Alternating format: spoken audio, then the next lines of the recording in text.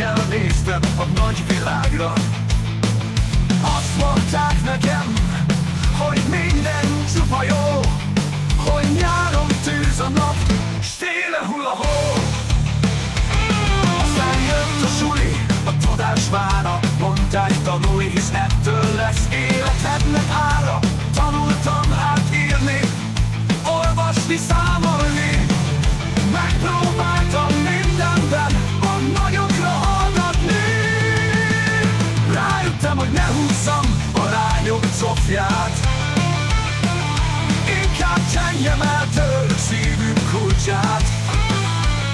S mikor már nehéz, kulcsom húzd a sebemet, nem érdekelt, hogy nem hagytam más, csak sebeket. Ahogy nőttem, seperedtem, farkadt velem a világ. Tudtam már, hogy nem csak szép, de illatos is a virág.